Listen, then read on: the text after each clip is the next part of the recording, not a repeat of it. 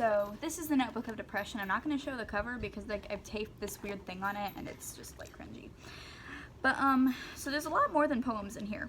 This was for pretty much most of from like October of 2017 to like, let me see the last dated thing in here. Hold on a sec. So the first dated thing in here is October 26th, 2017. And then the last dated thing in here, I'll have to take a sec to find it.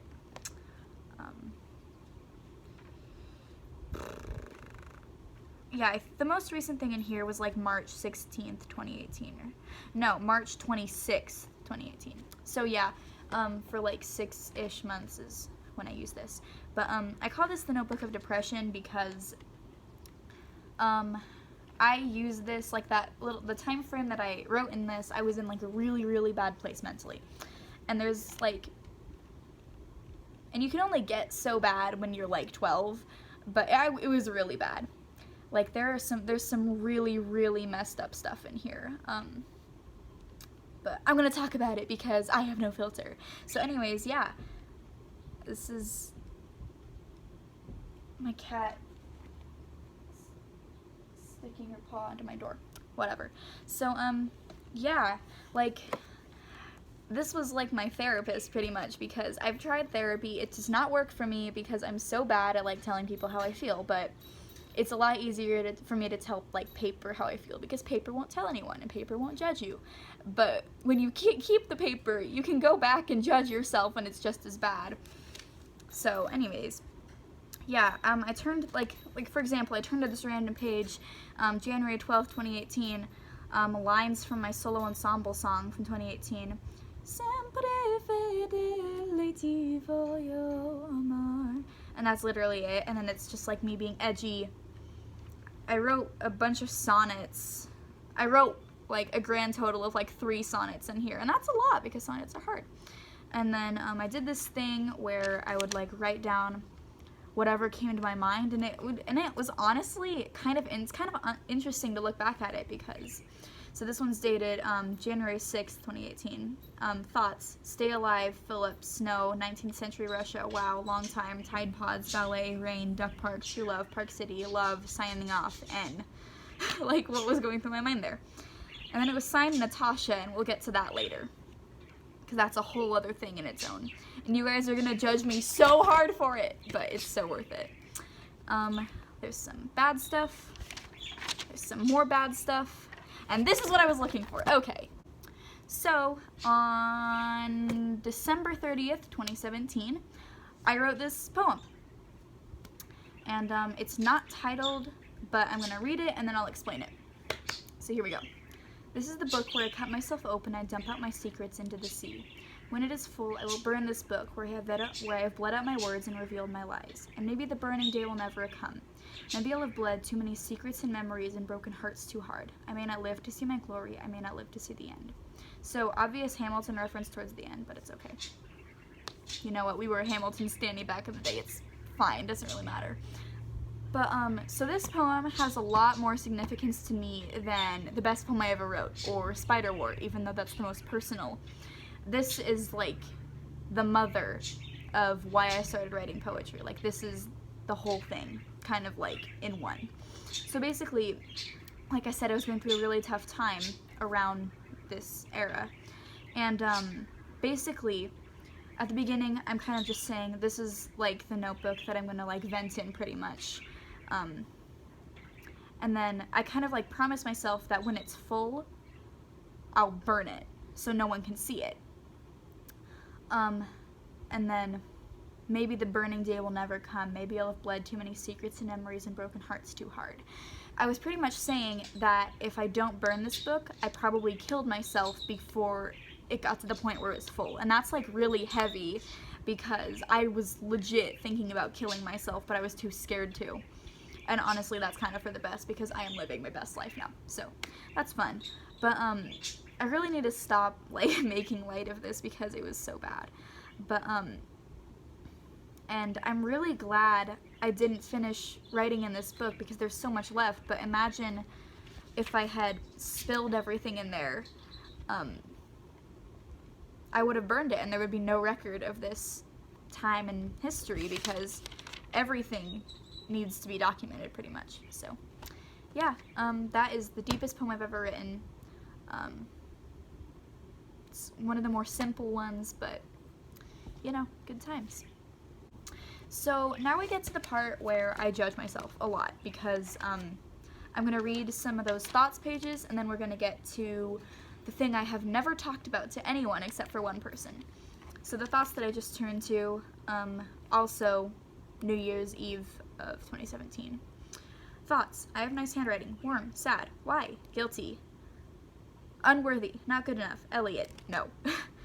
And then there's a poem above it, but I'm not going to read that because it's just tortured artist stuff. So let me find some more thoughts. Oh no, I found a I found a FNAF poem I wrote back in like 2015. Security, a poem by me. There was once a time when I was like a friend. I sported a question mark that I thought defined me. I thought it was the end. The nightmares circled like vultures until I was saved by chiming bells. I went back each night until the bite, and that was how a secure legacy fell. I always end my poems back in this time frame with Hamilton references, and I don't know why. But yeah, that's it. If I find any other thoughts, I'll read them, but let's go. So I'm going to close this, and I'm going to put it aside so I can explain some things. So I know this video is getting long, and I'm going to separate it into two parts if it's too long, because I'll have to email it to my computer because I record on my phone and it's just a mess. But anyways, so this is going to sound really bad, and some people are going to call me out for it.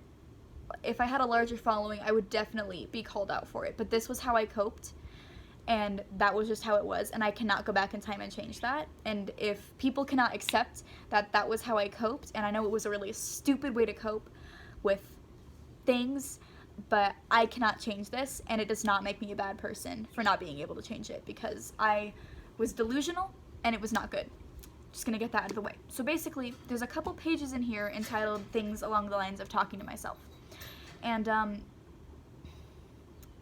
I don't know how to describe this without sounding super horrible, but basically, I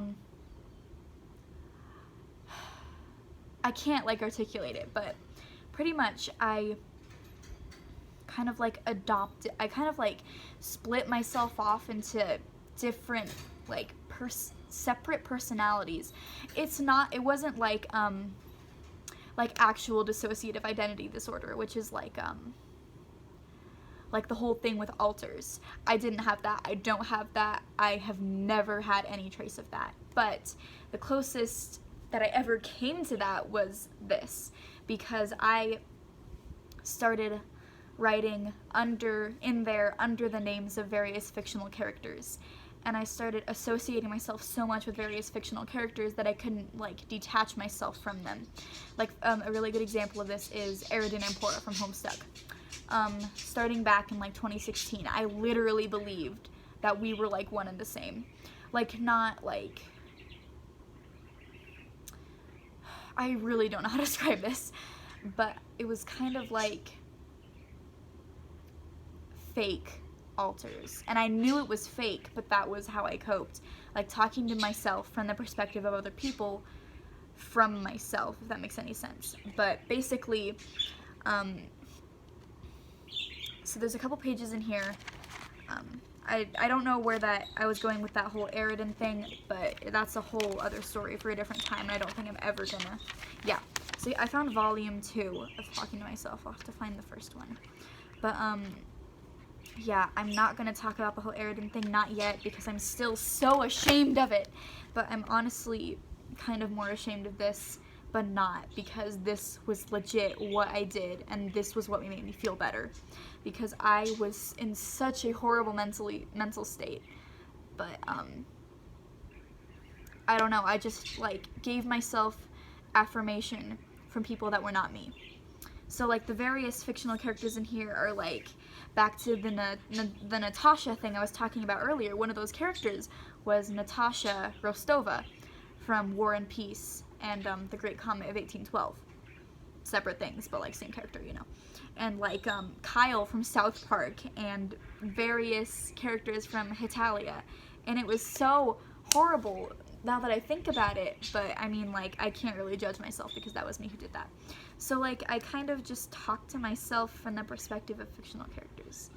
And it was totally separate from another thing that we'll talk about eventually.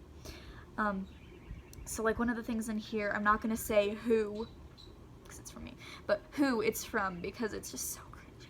But it's just, there's just various things on this little page in different shades, different ink colors, of saying things like, I'm proud of you, you're gonna make it, you're doing so great, and like, yeah. And then page 2, I think there's, yeah, and then like, so I'm gonna let you see this.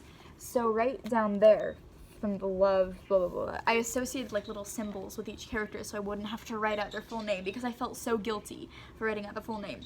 But it says like love, r/n/x/heart/ weird little emoticon thing /e/star. And literally I gave myself affirmation because I didn't believe it when it was from myself.